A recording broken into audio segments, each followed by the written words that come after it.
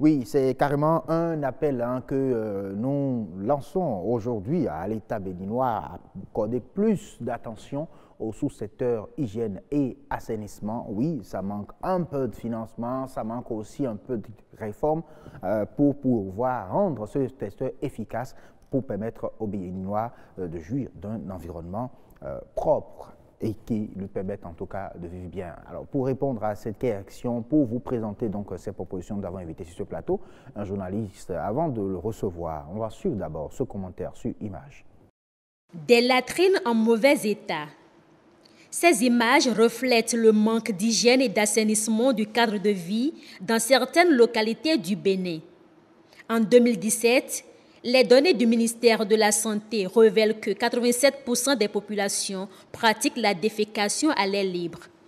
C'est un problème de santé publique unanimement reconnu.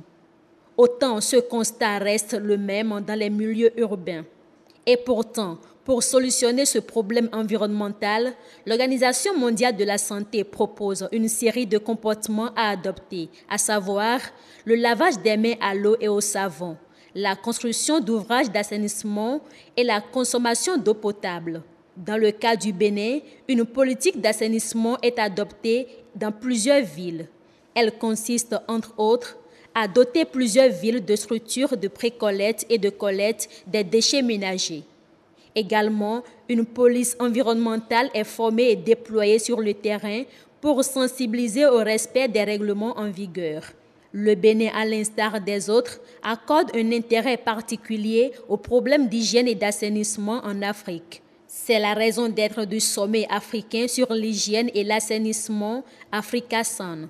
Il tient lieu tous les 4 ans. Cette année, la 5e édition a eu lieu en Afrique du Sud, avec pour principal objectif des actions plus fortes pour endiguer définitivement les problèmes d'hygiène et d'assainissement.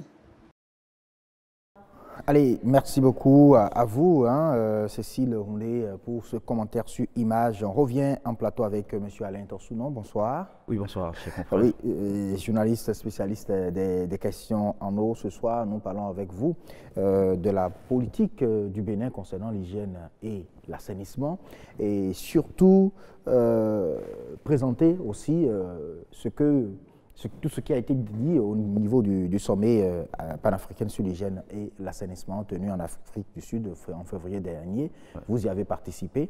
Vous êtes donc revenu avec toutes ces propositions. Mais dites-nous déjà, en matière d'hygiène et assainissement au Bénin, la politique du Bénin se résume à quoi en réalité? Bon, il faut dire que au niveau donc, de l'hygiène et de l'assainissement, d'abord c'est un sous-secteur qui est sous tutelle du ministère de la Santé, alors qu'ailleurs ce n'est pas ça, parce que vous avez ailleurs un ministère de l'eau et de la Santé, parce qu'on ne peut pas parler de l'eau sans parler de l'hygiène et de l'assainissement de base. Donc vous comprenez déjà qu'il y a un problème au niveau institutionnel qui se pose.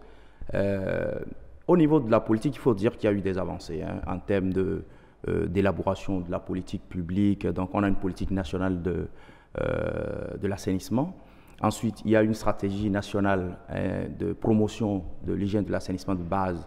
Il y a une première phase qui est terminée en 2015. Il y a une nouvelle stratégie donc, qui a été élaborée, donc, qui attend d'être adoptée par le gouvernement. Au niveau de cette politique-là, il faut dire qu'il y a un certain nombre d'orientations qui ont été retenues en ce qui concerne le lavage des mains dans les écoles, qui doit être systématique. Vous avez aussi, de plus en plus, en termes de stratégie, on a adopté, par exemple, l'assainissement total piloté par les communautés, qui est donc une stratégie qui fait école dans un certain nombre de pays et qui, aujourd'hui, constitue une porte d'entrée. L'une des mesures fortes de la nouvelle stratégie, c'est qu'on ne doit plus faire de la subvention, par exemple. C'est-à-dire qu'auparavant, on donnait de l'argent aux ménages pour pouvoir réaliser un certain nombre de toilettes, mais on s'est rendu compte que cette stratégie n'a pas fonctionné parce que, lorsqu'on donne de l'argent, finalement, ces latrines qui sont réalisées avec la subvention deviennent des magasins où les toilettes ne sont pas fréquentées, tout ça. Donc, Aujourd'hui, on fait du déclenchement. Vous parlez donc des toilettes publiques? Non, pas des toilettes publiques, de latrines familiales. De latrines familiales. Ça a été fait. Ça a été fait par le passé. Oui, ça a été fait par le passé. Mais à l'évaluation, on s'est rendu compte que ça ne portait pas des fruits parce que ces toilettes qui étaient réalisées n'étaient pas fréquentées par les populations. Donc, et pourquoi? Parce que tout simplement, lorsque on ne connaît pas l'importance de la latrine, vous savez qu'il y a des pratiques, c'est-à-dire que la défécation à l'air libre dans les villages, par exemple, ça a toujours été un sport quotidien des populations qui se lèvent le matin et qui vont dans la brousse, qui reviennent. Ça leur fait même un sport. Qui vont même à la plage. Qui vont à la plage pour parler de Cotonou et de toute la zone du littoral, Grand Popo. Et puis, donc, vous voyez, aujourd'hui, on a compris qu'effectivement, qu'il fallait mettre fin à cette subvention, mais d'accompagner, d'amener les populations elles-mêmes à travers un certain nombre de séances et autres, à comprendre qu'en réalité, qu'elles consomment leur propre caca, puisque même si c'est derrière la maison que vous allez faire le caca, ça peut vous revenir, parce que l'eau va transporter dans les plans d'eau, vous allez manger le poisson, ça peut vous revenir, tout ça.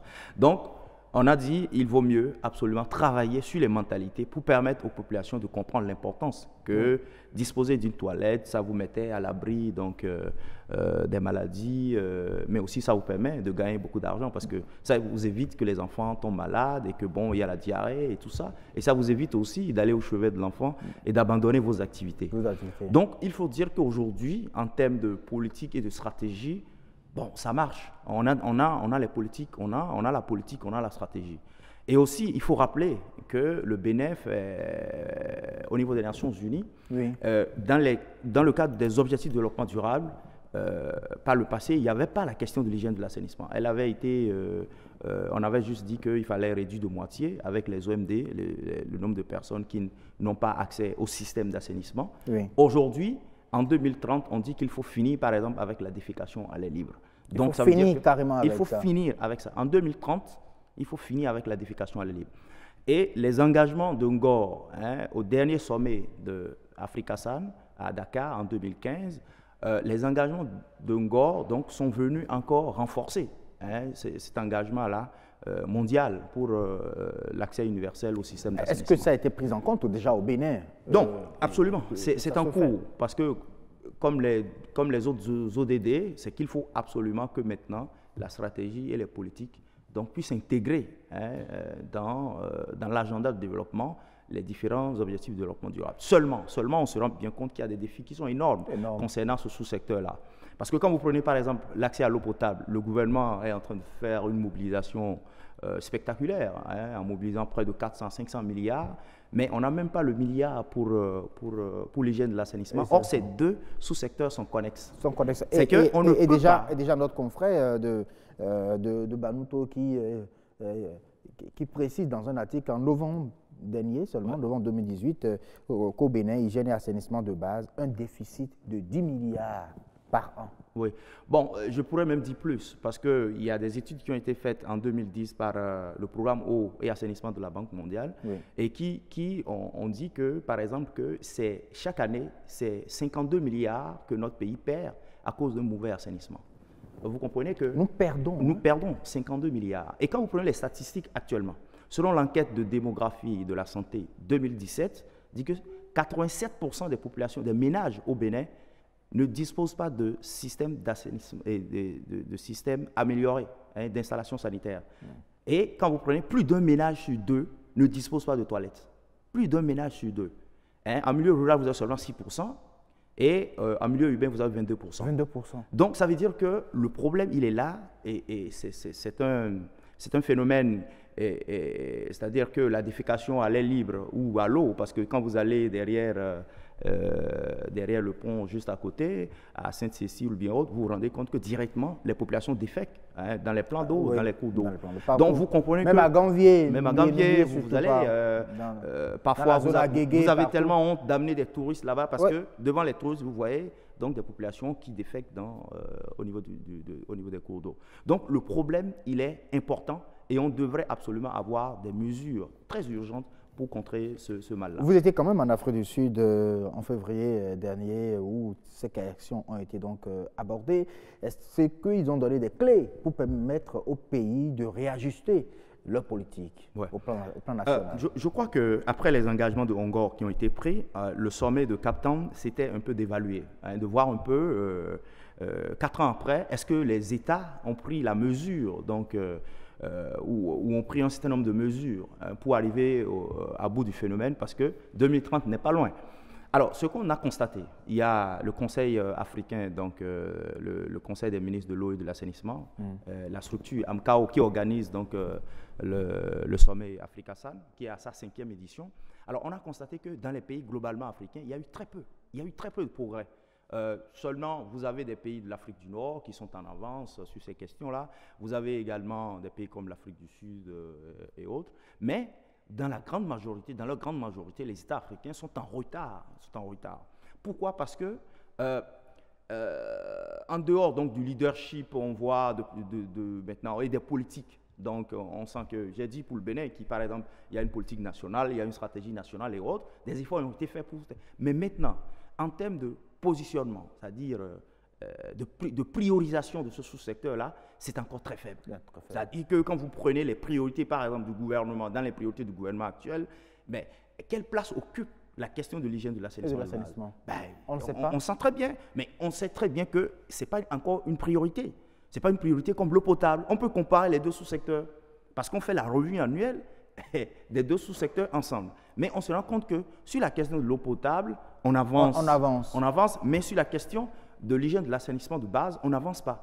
Or, et on continue toujours de perdre les 57 milliards? Absolument, parce que si l'eau est potable à la source, mais le transport, le stockage dans les ménages, la manipulation, l'utilisation. Donc, vous pouvez avoir de l'eau potable dans un point d'eau, dans un forage qui est propre à la consommation, mais à la maison, au niveau du ménage, l'eau peut être impropre. Polluée. Et quand c'est comme ça, c'est que vous n'arrivez pas donc, à atteindre les objectifs, à savoir améliorer les indicateurs en matière de santé et autres. Là, ça, on n'avance pas. Donc, qu'est-ce qui se passe? C'est qu'on se rend bien compte qu'en termes de priorisation, ce sous-secteur-là est encore faible. Et l'autre chose, c'est qu'en termes de financement, nous l'avons dit tout à l'heure, comparé à l'eau potable, et le problème est un peu le même pratiquement en Afrique francophone. En Afrique francophone, dans les pays anglophones comme l'Ouganda et autres, donc il y a des avancées. Alors, le sommet a permis de faire quoi?